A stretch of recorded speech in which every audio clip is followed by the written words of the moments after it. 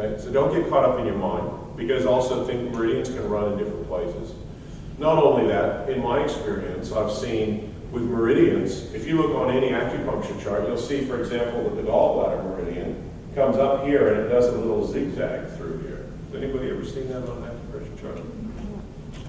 Again, for me personally, I've never even felt that. I've never felt that zigzag.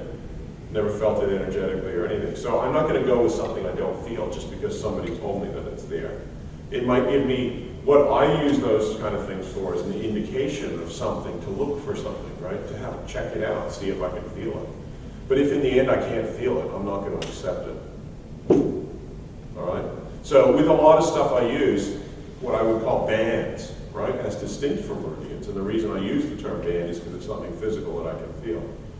And also that I'm not plagiarizing there. I'm not using something like a meridian that is not the same as what they use in Chinese. All right?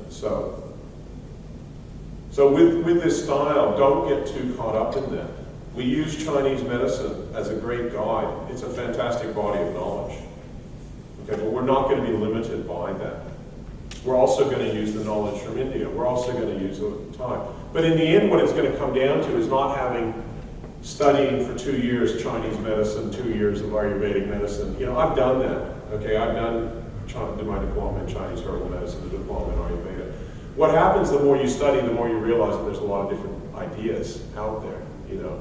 It's like studying nutrition, and you know, when I was working at health food shops, you know, some nutritional philosophies believe you know, everything should be cooked that you eat, like macrobiotics. Other philosophies believe everything should be raw. You know, others say you should drink 2 liters of water a day. Others say you should only have, you know, half a cup or 1 cup. You know. So you're going to have a lot of problems if you try and fit into all these philosophies. You know, you're not going to be able to fit into them. You're going to offend somebody's philosophy somewhere along the line. So what you need to do is actually get a feel. But what I like about the Ayurvedic system of medicine is they always talk about, like when a doctor prescribes herbal medicines in Ayurveda, he does so by looking at the person, developing his sense of intuition, his ability to perceive what's going on with the person. Then he measures out the herbs according to what he feels. All right? And that's more along the system that I would follow. Okay? When I'm massaging people, what you need to do is develop your own sense of judgment through looking at people, through sensing what's going on for them. All right? So when I decide what treatment to use for somebody, it's through my own judgment. You know, it's through. Usually, I do that with my eyes closed. Often when I'm working on a person, but now I sense it and I go with what a person needs to do. And that's gradually, as you get more experienced as a therapist, what you need to do. Okay. Otherwise, people can get into all sorts of different philosophies and intellectualize them just like they do with Western massage. Is that my breakfast? Oh, some oils and stuff. Do you need that weight to help you with the administration? What's that? Do you need help with administration? We can do it. I can do it at lunchtime. Okay. Yeah. Thanks so much. All right. Thanks for that. Okay. Okay, so that's really what we're wanting to do, is develop our sense of intuition. As I say, a lot of people, what I've seen is, I studied shiatsu many years ago, back in 1991 or 92. And I noticed, I talked to people 10, 15 years later that I'd studied with, you know, and I could see some of those people just stayed in that system, and they're very rigid in their own adapting to that philosophy. Whereas I've gone off and I've bastardized the whole thing, you know. My Japanese friends say, you can't quite call this shiatsu, you know, it's an Australian style shiatsu. We can't use shiatsu because I'm not sticking within, you know, that cultural thing, you know, and that's one thing I've found, you know, is if you get somebody who's experienced in their particular, especially when there's a lot of pride around their cultural art, you know, like Hawaiian massage, and you go, oh, I'm a kahuna, you know, and I'm doing it the way my ancestors did, or even with Japanese and Chinese medicine, there is that tendency, people, you know, but what I'm doing is doing a more multicultural approach, but it is actually the way the traditional healers in all these cultures worked originally, which is to come back to what you're feeling. Come back, develop your sense of intuition, and that's another reason why you need to receive a lot of massage in order to be able to give good massage.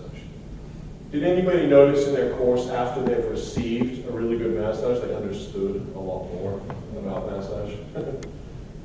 Yeah. Okay? So that also makes it so that you're more in tune with yourself, which is where your ultimate judgment of what you're going to use is. I know for myself that I give a lot better massage when I'm not stressed out. When I'm had massage and then I'm just like, okay, I can just work according to what I feel needs to be done. So over the years, I guess for me, I kind of went the approach of going very, intellectual and understanding all these different cultural things. But then over the years, what I've done is I've gone the reverse. I've gone, it's not a head trip. It's actually a, even what like Hawaiian massage, they talk about you got to come from your heart. That's the most important thing when you're massaging. And so for me, it's more just now, I play with it. I'm going more with my intuition. And I learn to trust what I feel with my hands. Your hands become like radar screens. They can sense an awful lot if you let them. When I first started massaging, I used to override what I thought. I thought, I don't know what I'm doing, And that's probably because I had too much university education. Lucky I dropped out, But your mind can actually override what I would call your aura or your belly. Okay, and your mind can start going, oh, I don't know what I'm doing. You don't want to come like that. What you want to do is come into your hands and feel. And even when you're practicing, when you're working, it should be, and then you start to get a nice flow happening, and then you'll sense the subtle energy in the body and be able to work with it and move it. And it becomes more like a martial art. Like Alan teaches Tai Chi, and that, when people see me massage, I think it might have been you, Alan, that said it's like doing, you saw me, and it's like when somebody does the Tai Chi or something, right? Yeah, and I've had that comment before, and that's how it is, okay? So when somebody's learning Tai Chi, it's not about a mind thing, it's about getting in rhythm with your own internal chi. And when you're in tune with your own internal chi, then you can start to work with other people's. Okay, so that's kind of the emphasis on what I'm trying to do in this course, is showing massage as an art form, okay? Not as a technical thing. Of course, like when you're learning anything, you need to learn your techniques. You need to learn, okay, and we have particular techniques in our style of massage, some of which we've stolen from shiatsu, from my training in there, and I use them still, not stolen, but incorporated. And some of which are my own, okay, like these points here, holding these different things, some of which I've created in order to achieve something, okay? You learn those techniques, you learn exactly where to hold your fingers and all that kind of thing. You need to get all of that down. Just like when you're learning to ride a bike, you first of all have to figure out the mechanical things. Then you get once you've figured out all the basic stuff, then you can start to get some fluidity with it. And you can start to play with it and become an art. Like when you learn to play a guitar, a person, when they first learn to play a guitar, they have to learn the chords. And that's kind of the boring part in one sense, right? But once you've got those back to front, you know exactly where to hold with your fingers, you know the point, you know the technique to move it. Then you start to create music if you're using a guitar. And it's the same with massage. Okay, so once you've learned, you've got your techniques down, you've got your points down, you understand what to do, then it becomes an art form. Okay. So I'm happy for you guys to, whatever, ask me some questions about techniques and that, but I don't want you guys to get too caught up in it. Hopefully you would have mastered that. If not, look at our videos. Feel free to ask me the odd question about it, but I don't want this to be all about techniques, all right? I want this to be about the art form of massage. That's why I haven't given you any course notes. So I want you to pay attention, I want you to feel and become an artist about it. The course notes are for the basic stuff, because that's all. There's nothing more. You got to watch now and start to feel and experience what we're doing. Does anybody have any questions? Yeah. There's one thing that I've noticed recently that's bugged me a few times, and it's dealing with some people who have like one part in their body where they have really deep-seated tension that goes back a long time. Yeah.